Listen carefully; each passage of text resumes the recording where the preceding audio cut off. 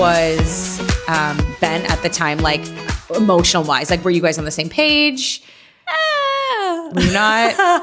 I'm trying to think. We were emotional wise. I think he was, I'm trying to remember back. Sure. He was more shut off. When we found out, like, it was very much a step-by-step, day-by-day process. We were kind of like on the same page with everything. And when we got the results from the biopsy, that's kind of when things kind of hit the fan emotionally. Okay. It was, he was still very strong and stoic, but he did a deep dive into work. And I think that's how he handled things is like, he just distraction. Yeah. Okay.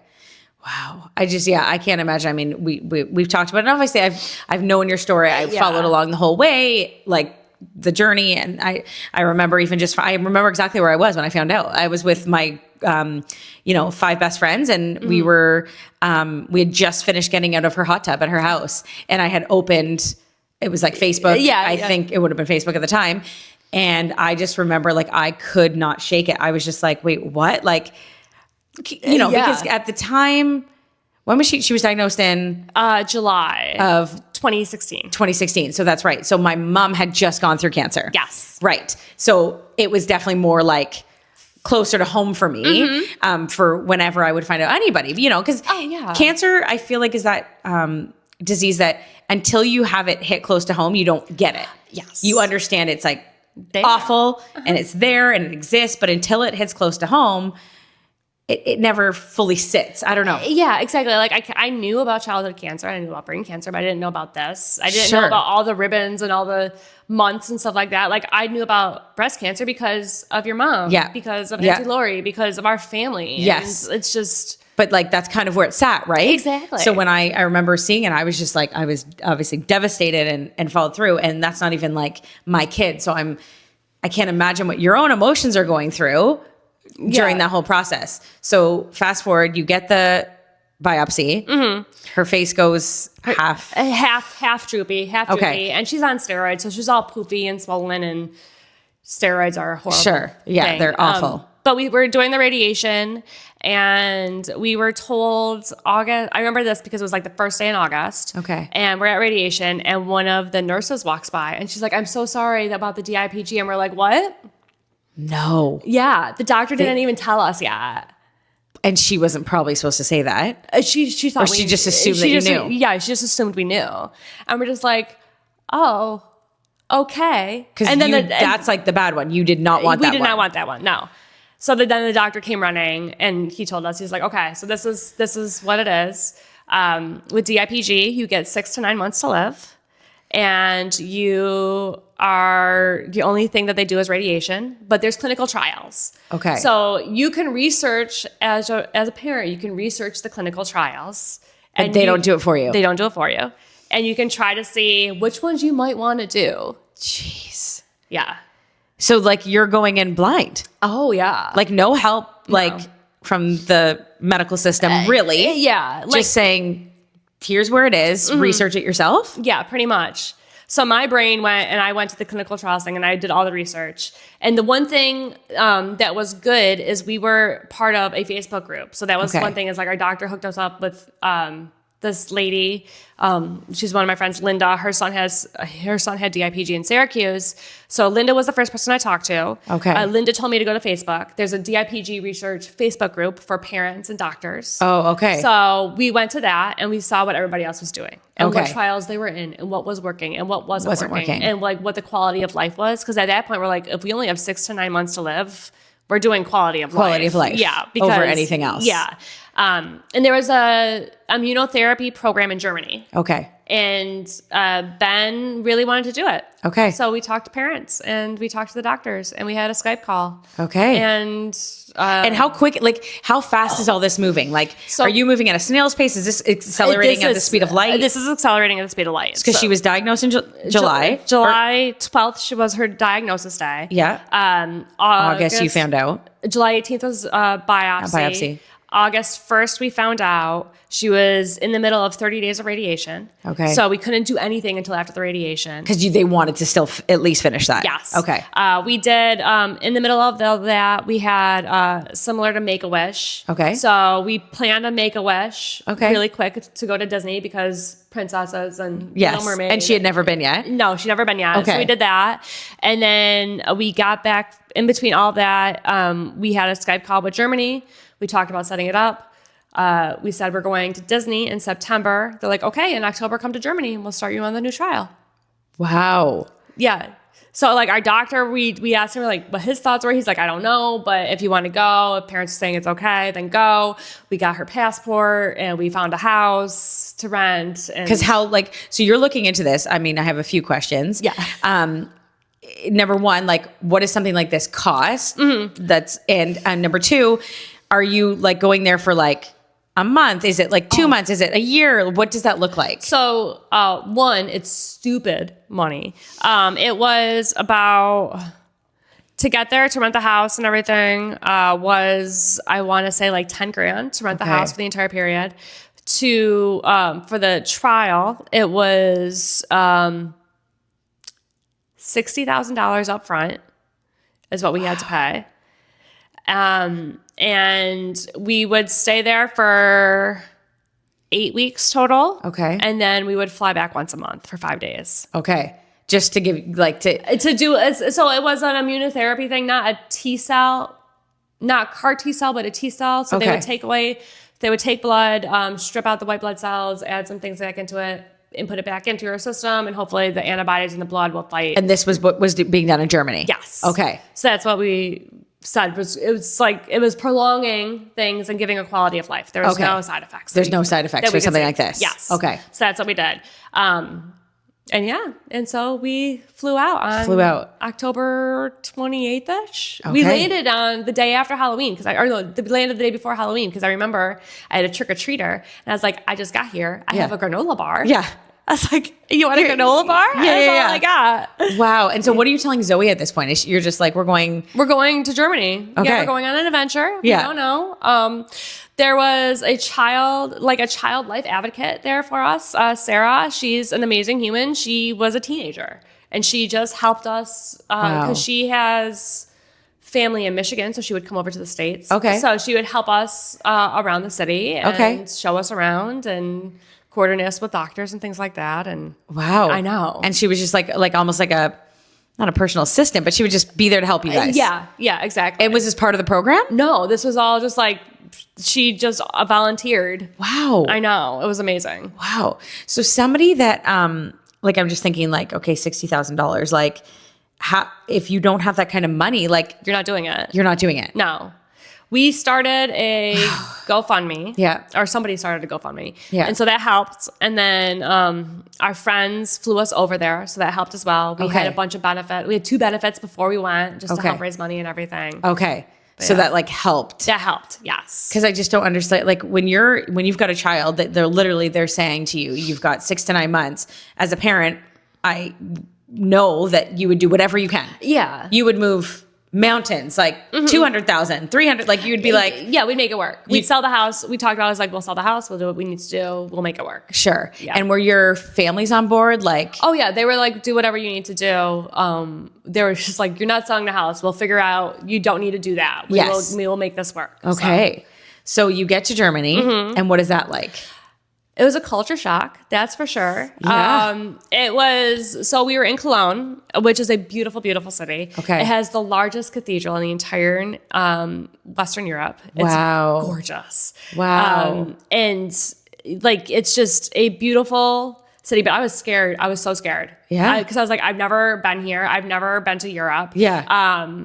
And like not used to the train system, not used to any of that. But I basically like either have her in a stroller or have her on my back in a carrier, and we would just walk places and try to figure it out and try to live life as best as you could. Yeah, and still work. We were still working. You were still working. Yeah. Okay. Yeah. Oh my gosh, I don't know how you did it all. I don't know. Do you look back at that season and you're like, yeah, I don't know. I really, really don't know. I just like, it just seems so crazy. both your work let you work remote. Mm-hmm. Yeah. He works in IT, so he was able to work remotely. And then I was being the project manager. Okay. I just had late meetings or something like that. So Okay. So you were able to like live life with her. yes. And travel. And were you just trying to keep things as normal as humanly possible for her? Keeping a routine and everything like that. Like she was still, I was like, okay, it's school time. So we would do workbooks and things like that. And we would color and like there's a set schedule. And even through radiation, I was like, okay, so this is your reading time and this is your self-play time and this is science time. And so there was always something for her. Something for her to do. Yeah. Wow. So that way we could process and do what we needed to do as adults. In that time as well. Yeah. So you're 8 weeks in Germany? Yes. And that's it? Yes, at that time. Okay. So 8 weeks in Germany, you're going through the treatment and you chose this because you think this is going to prolong, like you've heard enough things that it's going to prolong her life? Yeah, prolong her life a little bit, give it a little bit of extension and not have any side effects. Right. Because that's what you didn't want, the side effects of like chemo and stuff like this. Mm-hmm. But at this point, you're still just processing that like, this is just going to buy her time. Exactly. So how are you like functioning as like how like I wasn't thinking about the when or the what if. I was thinking about the now. Right. And that was the only way I was getting through that is like, okay, so this is what we're doing today. And we're going to go get a coffee and a donut or a gelato. And I was running a lot. And like she would work out with me in the apartment. And it was like, we'd stay active and we just like, okay, so we'll do this and we'll do that. And because there's no way you could go future thinking. No. You just can't do that. No chance in heck. Yeah. It was basically, we also didn't, at the end of the 8 weeks, we're like, do we stay or do we go home? Right. We didn't even know what we were going to do at that point in December. At this point, like people that have gone before you in this trial, how long did they typically do it or what did it look like? So they were all, they all started a few months before me. Okay. Or before Zoe. Because this was a very new trial. It was a very new trial. Okay. They started a few months before us. And they all seemed really well. Okay. And I remember when the first one passed away. And it was in January when we were home, because in between each trial you have to have an MRI just to see what's happening. Okay. And so this is the post-radiation, post-first trial MRI. And I remember waking up and opening up my phone in the beginning of January and seeing that Hollis passed away. Okay. And I like crumpled. I'm sure. And I'm just like, okay. Like this is real. Yeah. This is reality. The first person that we met and his parents. And this was from the Facebook group or the immunotherapy group, or both? And both. Okay. Both. Like I talked with his parents, Shawnee and Shane, before we went over because they were a part of it. And then when we went over, we all met up. Yes. When we were together. And I remember seeing pictures and you would hang out and stuff like that. Yeah. So we all met up and had dinner together. And it was just like, it was a total shock. Wow. Yeah. And you just opened up the Facebook and saw it. Mm-hmm. And so I'm sure the reality then started to sink in like, yeah. And how long had they done So they started, I want to say in like June, and we started in October, November. So they were a few months ahead of us. Okay. And did he go to, like, did you know what was happening with him or it was? No, we didn't. He went home after they were on the monthly maintenance portion of it. So he went home and then it was very, very sudden. Wow. So a very sudden decline. Wow. Mm-hmm. So you're back home at this point though? Yeah, we're back home at this point. Okay. And we saw that there was no change. There was no adverse changes. Like it shrunk, it did what it was supposed to do. So like, okay, we're going to go back to Germany. Yeah. Yeah. Okay. And throughout this entire process, as I'm still talking to other doctors, be like, what would you do if you were in my situation? Do you have anything happening? I'm still looking at clinical trials. Yeah. You're still open to do even more or something different. Exactly. And everybody was just like, I would do the same thing that you're doing. I would not change a single thing that you're doing. Okay. Because it was working in the sense it was shrinking. Yes. Okay. Yeah. So you guys went back to Germany. We went back to Germany. For what, like kind of round two? It was for like a maintenance round. So you would go back for a week. Okay. And you would just have like 2 injections. You spent more time in the air really than you spent in Germany. Right. Yeah. You're like all the planes. All the planes. All the planes. Okay. So then you would go back and forth and then where was she at? Like she was perfectly fine. She was just running and happy and we were at the jungle gym every day. You had no idea. No idea. No because idea. she wasn't having reverse side effects either, right? No, exactly. No, her face was still half paralyzed, still half paralyzed, and that was the only way you'd be able to tell. Okay. Yeah. And that was by fluke. Because I do know with DIPG, I've seen pictures and stuff, kids do end up with that, right? They do, yeah, because that's where the tumor is located. Okay. Because it's right by your optic nerves. Okay. But She like hers was literally from the biopsy. She came out of the biopsy like that. Yeah. Were the doctors like, what do we do? He hasn't said anything, and I don't. Yeah. Okay. It is what it is. I feel like I would have been like, what happened to my daughter's face? Yeah, it was very, very hard. Sure. And we wouldn't let family come because we're like, if we are barely handling it right now, I don't want anybody freaking out. Yes, you're like, that's the last thing I need. Yeah, we can't have anybody freaking out in front of her. Yeah. Yeah. So did you? I mean, you were very vocal about it on like Instagram and Facebook. 'Cause you felt it like a therapy. Yeah. But did you kind of keep your world with her very tight during that time? Yeah, it was very much I took photos every day and I posted all that, but it's like I didn't post everything. Like it was very much these are my memories. Yeah. Okay, so you're back in the trial in January, and then where did you go from there? We just continued with the trial. Like it was just a little mini vacation once a month, and we would have an MRI every 2 months. Okay, and between our March, so we had an MRI in January, and then we had an MRI in March when we came back. Okay. And we noticed that the tumor started growing again. Okay. So we canceled our April trip. Okay. And we're like, okay, we're done. We're done. We're not going back. Because at this point, it's pointless. It's growing again. It's growing again. Yeah. And to keep is it kind of like to keep spending that money? Like it would be actual like a waste. It would be a total waste of money. Yeah. And time with her. And yeah. Okay. It wouldn't be worth it. There was proof now that as soon as it started growing again, this wasn't going to be working anymore. Okay. So doctors say that it prolonged it starting to grow again. Okay. Which is wonderful. Because that was from July to April. Yeah. Okay. And then April, it's just, so then like, where are you at? What's going through your head? What are you deciding to do? So I just like looking at everything, and our doctors are like, well, you can start her on this chemo drug. That's really all we can do at this point. And there wasn't anything open for us to do. No new clinical trials that we could fit into or anything like that. So we was like, okay, we'll do the chemo drug and try. And it was, it was stupid. It was probably one of the worst ones that we did. It made her so sick. And for 7 pills, it was $21,000 for just 7 pills. 7 pills. 7 pills. And I think we did 2 months of it because it was just making her so sick.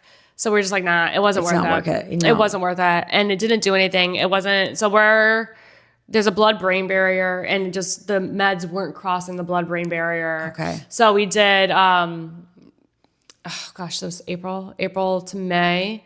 And then in June, we decided to do another round of radiation. Okay. So this was our second round of radiation. Okay. Instead of a full 30 days, I think it was 12. Okay. And we did that because she was starting to decline more rapidly. And after the 12 days of radiation, like we would wait and see, and she started to improve again. Okay. So after that, we started on a maintenance drug called Avastin, which is, I don't know what it does. Okay. But everybody was on it. Okay. Yeah. So everybody was on it. So you're like, this is what we're going to do. Yeah, this is what we're going to do. And we decided to do some other drugs that help some other cancer that may or may not work. Weren't entirely sure about that. But okay. Yeah. Just like, at this point, you're like, we will try whatever. Exactly. Yeah. And I know you said earlier that it's your 6 to 9 months or something. Yes. But is there anybody that survives it? So there is I can count on one hand people that have had it for multiple years now. Okay. Yeah. And that, like there's a little boy named Miles he was born with it, and he is now 10. Oh, wow. Baby Sean, he's not a baby anymore. He's in Buffalo, but Sean's in Buffalo. He's had it now for 6 years. Okay. There's a girl that's had it since she was a teenager. Now she's in her 30s. Wow. I know. Teenagers in their 30s. Yeah. And so do they just live with it? And like, they just are there different kinds of DIPG? Like there's different grades of it. Okay. So that's what I think, like, because we had grade 4, and there's just different gene mutation grades, and my thinking is that they had a lesser gene. They still have to get MRIs, and they still have to get checked every year and all of that, but they haven't had any. The tumor's still there. It just isn't doing anything. It's just like dormant, kind of, I guess, like just stagnant. Okay. Yeah. Like right now, so fast forward a little bit, well, more like a lot of years. Right. So we were going to try to get into UCSF, which is University of San Francisco. And they were doing, I think that's it. They were doing a trial with Dr. Manji, and the trial was successful. And they had the first no evidence of disease. No. Yeah. Really? We were going to try to get into that. We didn't. It wasn't ready for us yet, but I know somebody that was in it. Okay. They passed away because they started, but he was a wonderful, wonderful man. And I know so many people that donated their brains to this or their tumors to this. Wow. Yeah. So the first no evidence of disease person. Yes. Wow. I know. So that must be like a light at the end of a tunnel to be like, I never want to watch somebody go through this. Exactly. Wow. Exactly. Yeah. But you guys couldn't get into that one. Yeah, we couldn't get into that one. There was a lot that we couldn't get into that I'm grateful that we didn't. There was a trial in Mexico we were going to get into, but then all of a sudden a lot of kids passed away. So we don't all at once. So we're like, we're not going to do that. Oh, wow. There was a brain trial in New York City, a brain surgery trial that we went and we met with them and we were going to try to get into, but we didn't, and then we found out it didn't work anyway, and it just... Wow. So. Yeah, I guess that's the thing too, right? When you're trying to fight for your kid's life legitimately, it's like, I want to do whatever I can, but also these are clinical trials. Yeah, exactly. It's just it's like lab rats. Wow. I mean, they're our kids, and they're doing the best that they can. Yeah. Wow. Okay. So fast forward to April, and you're saying she's starting to decline. Yeah, she started to decline. We did the chemo. And she started to decline more, so we stopped the chemo and did the radiation, and then did Avastin, and then 2 other drugs that are used on other cancers. Okay, and she seemed to be doing really well, and so back to radiation for 12 days, back to school. She started... Yeah, because she's still going to school. She's still living her normal life. Yeah, and she was a cheerleader she was going to kindergarten, so she was able to be a cheerleader with them. And wow. She wasn't a very good cheerleader, but she was still a cheerleader. Yeah. And she was just able to live her normal life. And we decided, because we couldn't get into the UCSF trial, we're like, let's take her to California anyway. Okay. So we took her to California. Okay, just for a trip. Just for a trip, for Thanksgiving. Okay. We had Thanksgiving with some of my Patch Mom friends, and we met up with them in San Francisco. Okay. And then we drove to San Diego. Okay. A 9-hour car ride. Wow. Not fun. Yeah. No. But she did was fine. She did perfectly fine. Okay. She slept through half of it. I've heard that drive is stunning, but it started a lot of windy roads, isn't it? A lot of windy roads. It started at a 7-hour car ride, and then it ended up being a 9-hour car ride because of traffic. Yeah. Welcome to... I know. I'm used to it with Toronto, but... And I'm not. I'm just I hate traffic. Yeah, you're like, get me out of here. I don't like this. Oh, no. Wow. But yeah, and so we were just living our normal lives. We went to New York City, and we went to DC, and we... And at this point, is she still on drugs? She's still on drugs. Okay, so you're giving her the drugs, but you're trying to just get as much life packed in exactly as you can. And then when we got back from Thanksgiving and back to New York, she started to decline again. Okay, and this had been almost just over a year at this point? Yeah, so we were at November, December of 2017. So it's a year and a half now. Okay. And it was a little bit different this time, her decline. Usually she would start to drool right away and limp. This one, she was drooling, but she also wasn't going to the bathroom. So we thought that something spread. And we were right with that. Okay. So her tumor spread to another portion of her brain. Okay. And so we did another round of radiation. Okay. Yeah. Because you just are like, let's keep going. We know it works. And there's me in the back of my head doing the math. Yeah. To figure out how much time this is going to give us. Right. Because the first one gave us about 9 months. The second one gave us 6. Okay. So I was like, we have 3 months. Right. It'll give us 3 more months. Yeah. And she handled it perfecly fine. Yeah. It wasn't making her sick or anything like that. Yeah, she was perfectly fine. She didn't have to be sedated for her anymore. She was... Yeah. She would get pissed that I would have to take her out of school because she loved going to school. Right. And so it was fine. So we did another 12 rounds of radiation, and then she bounced right back, and we just continued on our normal little way. Okay. Yeah. At that time, there was a new drug out that there was a trial for. And while we didn't get in the trial, we were able to get the drug. Okay. And this drug, it doesn't give no evidence of disease like the other trial that just came out, but it helped prolong tremendously. And so a lot of kids are actually on it right now. And we were one of the first case studies for it. So there's like a whole paper that our doctor was on. But even all of this stuff, is it still you fighting for the, like, researching and fighting and like, there's no one helping you along the way? No, our doctor, our oncologist was amazing. I'd be like, what about this? And he'd be like, no, what about this? He'd be like, no, that's stupid. This isn't working. That's not working. So I'd still have to do the initial research and he'd tell me yes or no. And that's a lot on you while you're trying to live your best life with your daughter and experience like life to its full, essentially, but also researching to be like, what can I do here? Yeah. Wow. Yeah, exactly. Wow. Okay. So she gets on this drug and she starts taking it. Yes. And she does okay with it? She does okay with it. Yeah. She's perfectly fine with it. I don't know if it helped or not. Okay. But she was perfectly fine with it. Okay. Yeah. And this is now 2018. This is now January 2018. Okay. Yeah. Okay. And then she is okay. Like you're just still like just going with it. Yeah, just going with it. Now, did it help with her decline? Because you said she wasn't really going to the bathroom. Yeah. So the radiation helped with her decline, helped her bounce back with that. And then I think the drug helped as well. Okay. Yeah. Okay. So then you're just living normal life. Yeah, exactly. Okay. Yeah. Like we went to Florida. Her and I would go to Florida every year. We went to Florida in February. Okay. Because you can travel with her in between radiation or whatever. Exactly. Yeah. Okay. And you stop radiation at this point? We stopped radiation at this point. It was 12 sessions of radiation. So we started at the end of Christmas, end of December, until the beginning of January. So okay. Okay. And then she just goes to the drug and you're just living like she's going to school in between. Yeah, exactly. And just loving it. Loving it. And she's not feeling any different. Like she's not saying like, Mom, I'm not feeling well or. No, she's perfectly fine. She was a little, I just remember you posting and she was just like literally like a little bubbly firework. Yeah. She really was. Exactly. Like we had a half birthday party for her. We had a 5.5 birthday party at our house. And I'm just like, all the parents from the garage are outside. Yeah. And all the kids are inside. Yeah. And it was like everybody from the preschool, everybody's still great friends from preschool and everything like that. Yeah. I came in and it was like a frat party happened at my house. There was cake on the TV. Stop. There was chips underneath one of the carpets. Oh, no. They put kinetic slime, glue, and sparkles into the toy blender. And then one of them ate it. And then another one got it in her hair. And her hair was long and curly. So they literally had a frat party. They had a frat party. So Zoe decided, you know what? I'm throwing myself a frat party. Oh, yeah. Yeah. Like, forget a half birthday. She was the life of the party. Oh, and she gave away my spoons. Oh.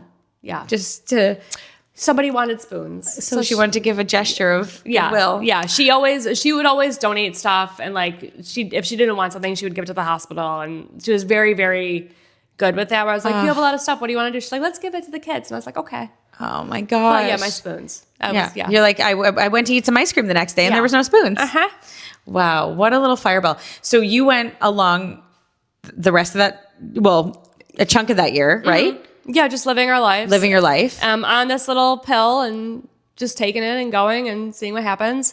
Around,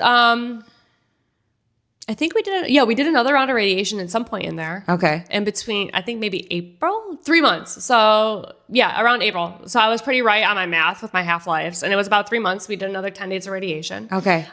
Just my goal was to get her through kindergarten. Right. Because I was like, I don't want these kids growing up and having one of their classmates pass away. Oh. That was... How are you even thinking about that? I was very much, I don't want this to be another parent's worry of this grief. Wow. Like to me, that's like the most like selfless, humbling. Like I just can't imagine, like I'd be thinking like, oh my gosh, my kid, it'd be more me focused. The fact that you were like literally thinking. Yeah. I was like, we need to get to June. We need to get through June. Okay. And like, just get through the little milestones. Because I was like, they're kindergartners. I didn't want them hurting. Yeah. So. You didn't want them to be like, oh, why isn't Zoe here or whatever.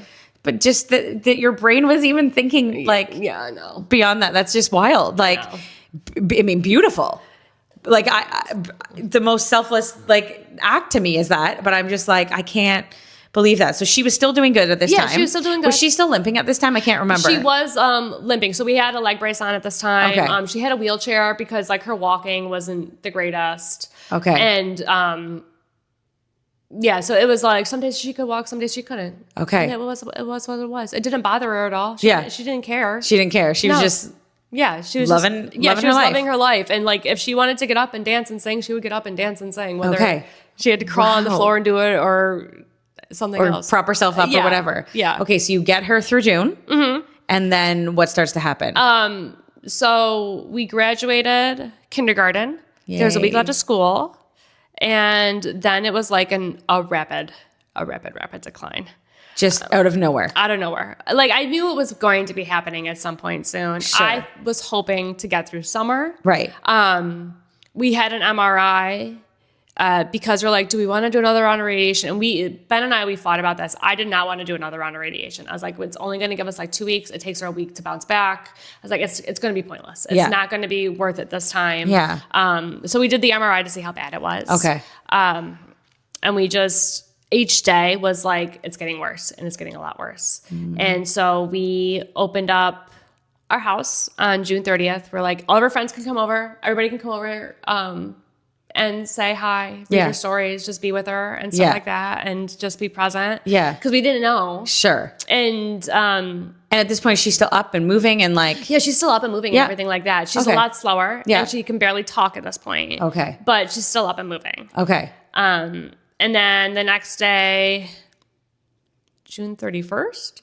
I don't know how many days. July 1st. I think it would be June 30th, July 1st. It would have been July 1st. I think. I don't know my months. Yeah. I think it's, beginning. I took her to say goodbye to my best friend's kids and stuff like that and to see some family.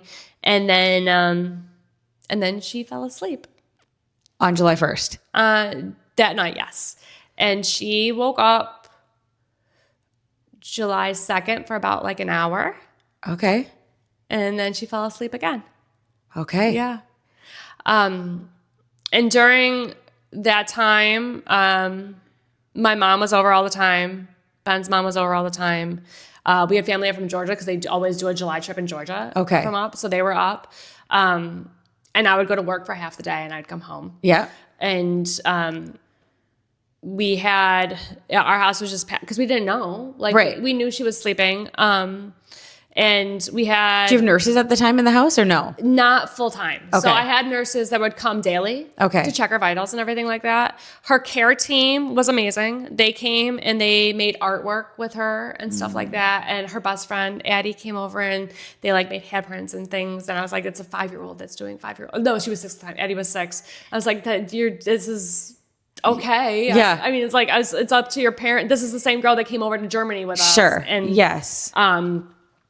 And my friend Christy was there from Ohio. Okay. Because again, Ohio's out of school, so she was there taking photos for me. Okay. So that way I had like last photos of everything. 'Cause I took photos of everything. Yeah. I took photos and videos of everything. Yeah. Because you want that memory, you want that piece. Mm-hmm. So at this point, you know she's got like... She had days. Days. I knew she had days. Right. I think a lot of the other people in my household did not realize that she had days. Right. And neither did that person's family. Okay. So that was a little rough. But do you think that you were just trying to accept the reality where they maybe weren't? Yes, 100% yes. Okay. Yeah. And you just were a mother's intuition? I think so, yeah. I really do. Because like I slept with her in her bed every night. And then the last night, like she was up for a few hours on July 2nd. And like she was up when Addie was there, when all her friends were there. Sure. And that night before I put her to bed, her last words to me were, "I love you." And she wasn't fully talking. She wasn't fully talking. So it was a very much I, breath, love, breath. And I was like, I know. And I was like, and he was in the bathroom. I was like, it's okay. It's okay. Yeah. And she went to sleep again that night. And it was a very rough night. And we had family over the next day. And this is now July 3rd. And like I had somebody come over and do her nails and everything like that, like gold sparkly. And like everybody was just coming over and saying goodbye. Goodbye. And we went to bed that night again. And we woke up in the morning. I didn't know. And you're still sleeping with her like every night at this point? Yeah, we moved her into our bed the last night. So July 2nd, she was in our bed. July 3rd, she was in our bed. But July 3rd to the 4th, like she just was very calm at night. And we're like, okay, so this is it. And we told people, we're like, we don't want you over. Yeah. We wanted our last few moments together. So it was just the three of you? It was just the three of us. Okay. And she just hung out with us. Susan and Lori, her nurses, they came by and they're like, okay, so it's probably going to be soon. So then we called our parents. Okay. And funny thing being a farmer is my mom showed up without my dad. And I was like, where's dad? Yeah. And she's like, I thought you were going to call him. I was like, Mom. Yeah. She's like, well, it's hay season. I was like, get dad here now. Yeah. Yeah. Wow. And it was, she passed away. Her heart stopped 3 times. Okay. Once around 2. And it was the scariest moment in my life.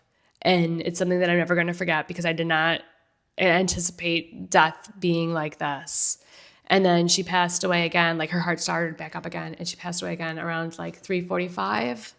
And then at 4:17. And we gave her some morphine, and Ben regrets this, but I don't, she was not okay. And so we gave her a little bit of morphine. Yeah. And like, as soon as we did, like everything finally calmed down. Sure. And it was just very, very hard. It's the easiest way to put it. Yeah. We joked. I couldn't find Kleenex. We have a roll of toilet paper sitting here. Yeah. I knew this part would be the hardest part, but I can't imagine. I just can't imagine. Are the nurses here at this point? Is that how you know that her heart stopped? No. So she was, there's a viral photo. And like I had the nurses take a photo. So there's a photo of me, Ben, and Zoe on the couch before everybody got there. Yeah. And then I had Lori come back, or Lori came back before because it's the 4th of July. Yes. So Lori came back before her picnic, and she took a photo of everybody there. So it's all of us, and Zoe's in my lap. Ben has her feet. My dog's here. My parents are right next to me. And so like I could feel her breathing. I could feel her heart, and I could feel it slow. Okay. And I could like you. It's just it was. You just know. Yeah, you just know. And when her heart started back up, my dad's like, "Is her heart beating again?"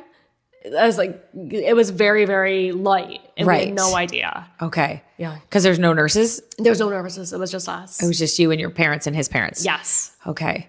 So walk me through those moments as best as you can. Like I just don't even know. Like, how are you?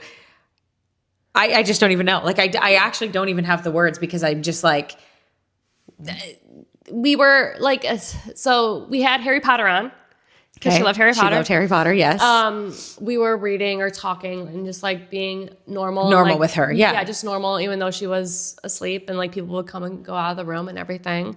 And like it would just, I could feel it slowing. And so I was like, okay. And I remember yelling at my mother-in-law to stop talking. Yeah. And then the first time she passed away and her heart stopped, I yelled at my dad, put your phone away. Yeah. Because he like took his phone out. I was like, you're not talking to anybody. Yeah. Like, no. I'm you're not taking this moment. I'm not having a repeat situation of what happened at the beginning of this. Yes. And then like her heart started back up again. So we just sat there with her and picked back up. And like she was warm and she was cold. Like her chest was warm, her extremities were cold, like because all of her blood flow was just trying to work. Her heart and her lungs, and you could tell like she wasn't. It was hard. You had posted a photo, and maybe it's this one where the one you're talking about, and she definitely looked very like there was no color really in her. Yeah, she was very pale. Yeah. Yeah, because everything just like kind of just left her body. Yeah. So she takes her last breath in your arms, essentially. Yeah. And then what does the next few minutes look like? Do you have to? We sit there. We sat there for a little while.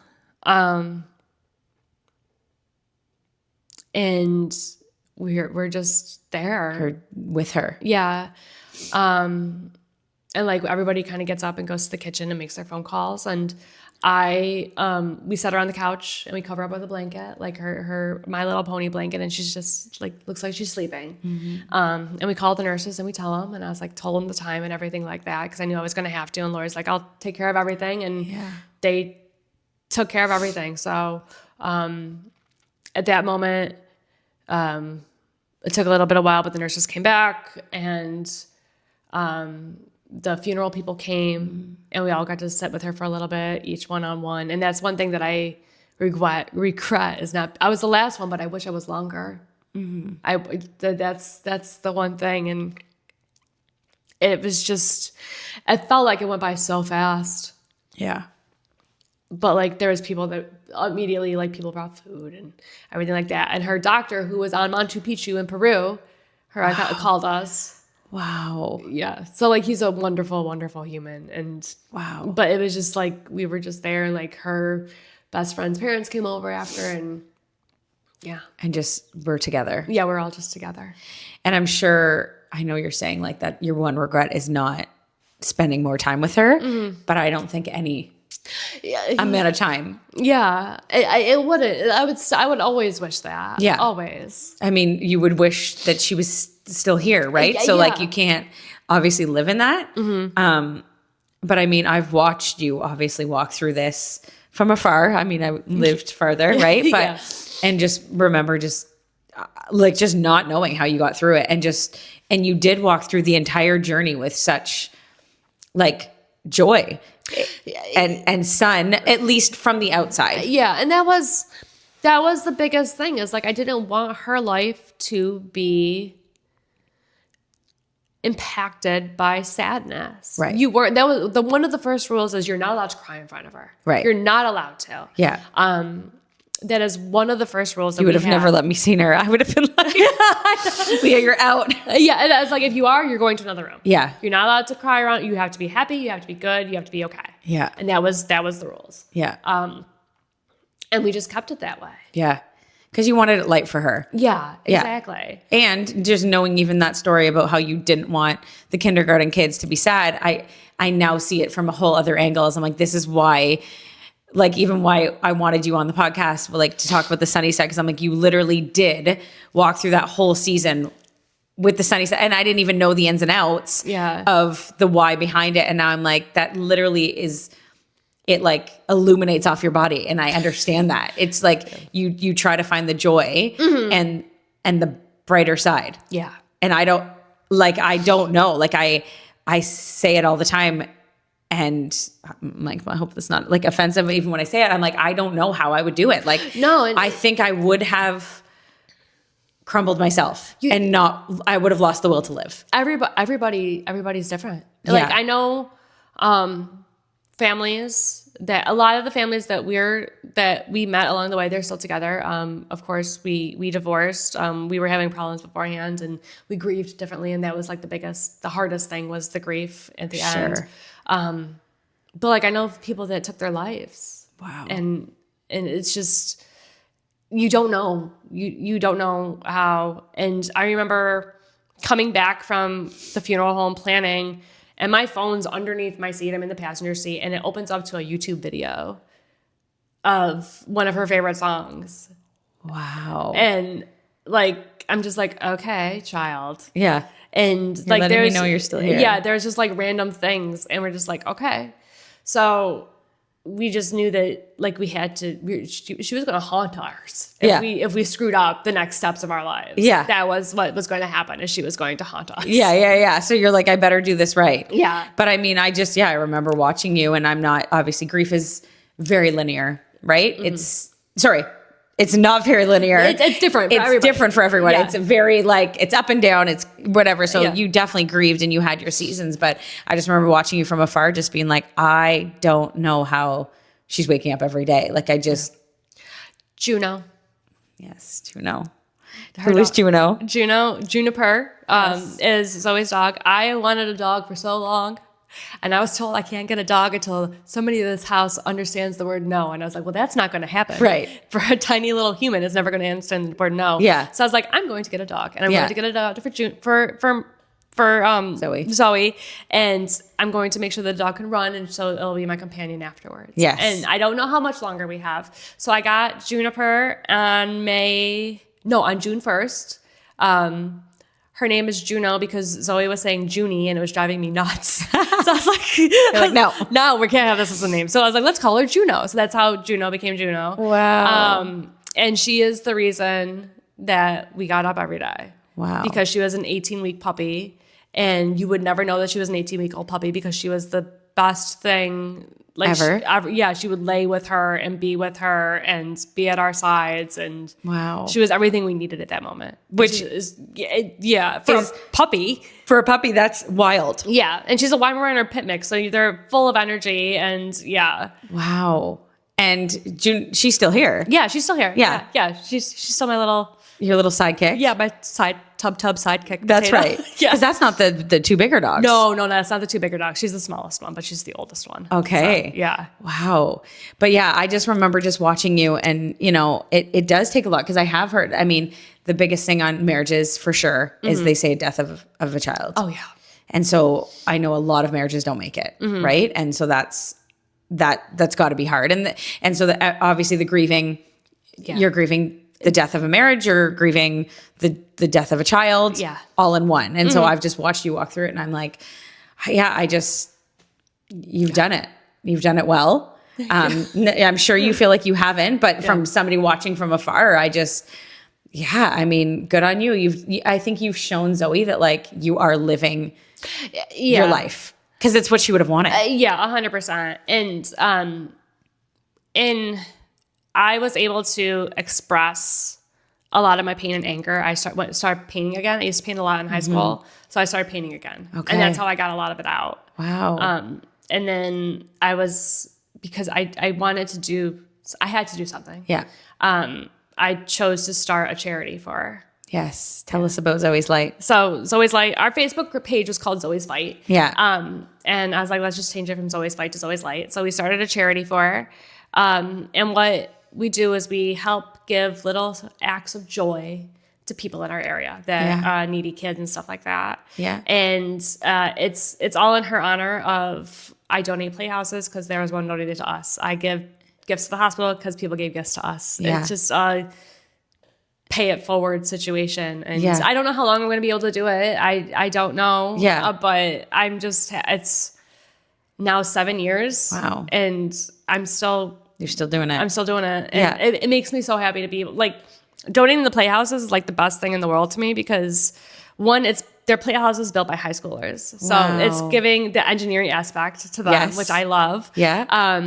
But I get to go and I get to see these little kids, because they don't know what's coming usually, run and be all surprised. And the parents are so happy that their kid's happy, because the kid's going through so much. And this makes me so happy. Yeah. And that's that literally is like the embodiment of like finding the sunny side, is that even through like grief and like the death of Zoe, is that you're able to like give back. Yeah. And even the fact that you named it Zoe's Light, right? Yeah. It's like bright, and she shone bright, and she was like, oh yeah, she was a giant force. She was a giant firework, and she passing away on the 4th of July was like so symbolic. I know.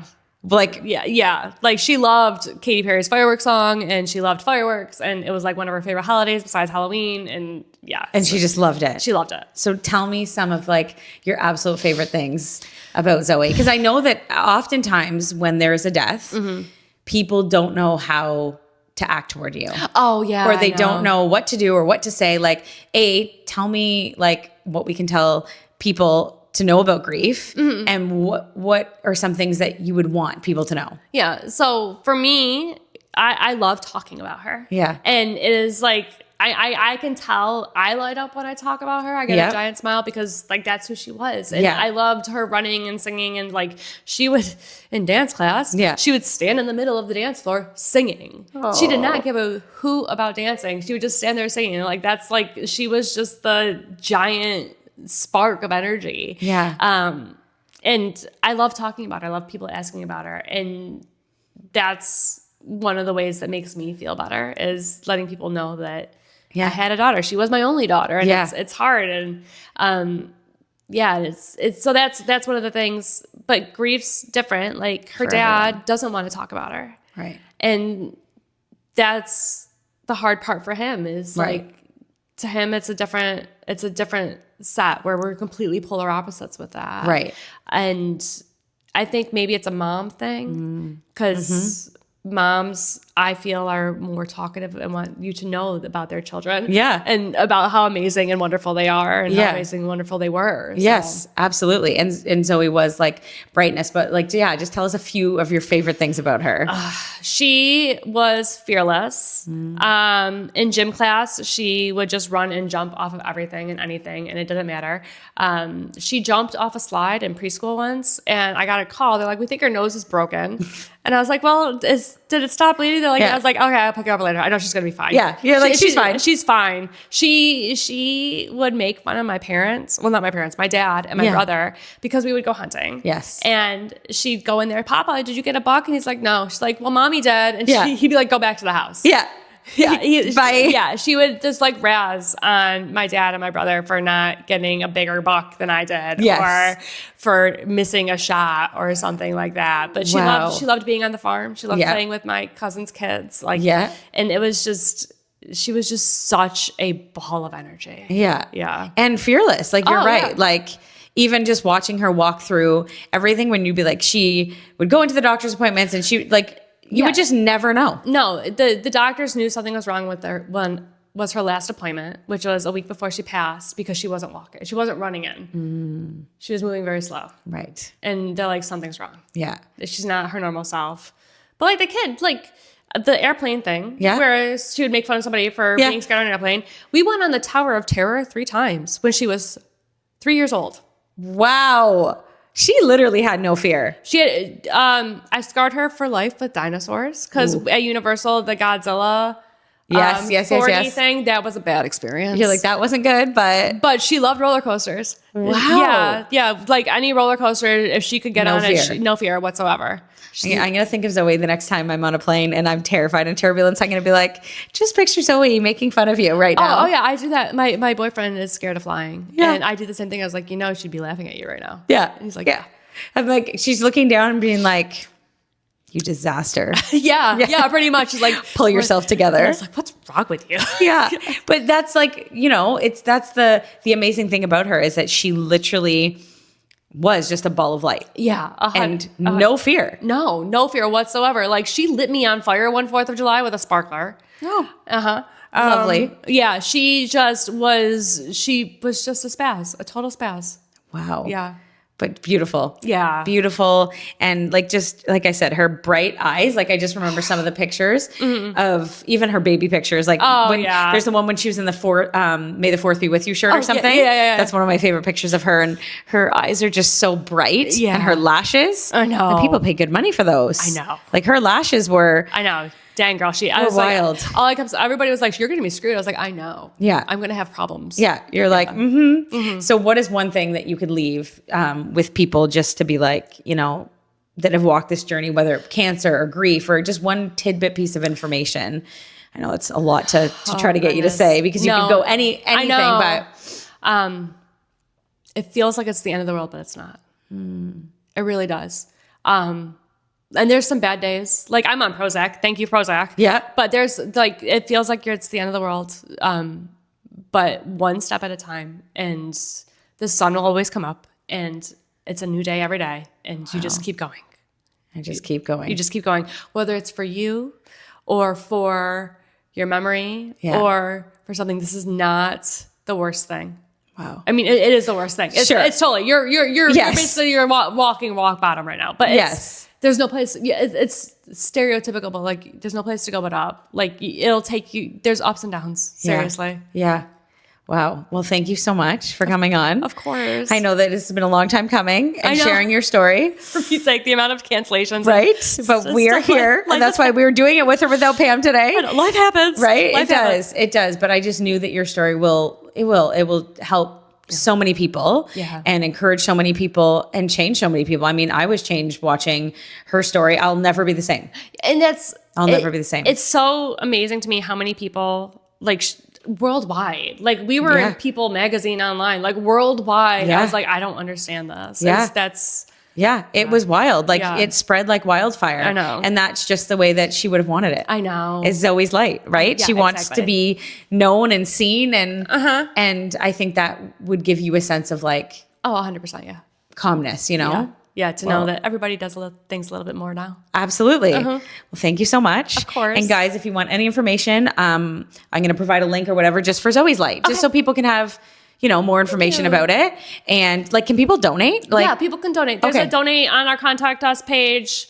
There's a donate. There's a blog that I update everything. And yeah. Okay. So we will post the link so that you can donate, because I think it would be an amazing sunny side, happy, joyous time to be able to donate to this cause. But guys, it's been a heavy episode, but a good episode. And I just hope that you leave today feeling like no matter what you're going through, big or small, that there is always a sunny side. And what Casey said, there's no other way than up. Yeah. No, wait, no. Close enough. Yeah, close enough. We're good. Yeah, we're good. Thanks, guys. Bye. Bye.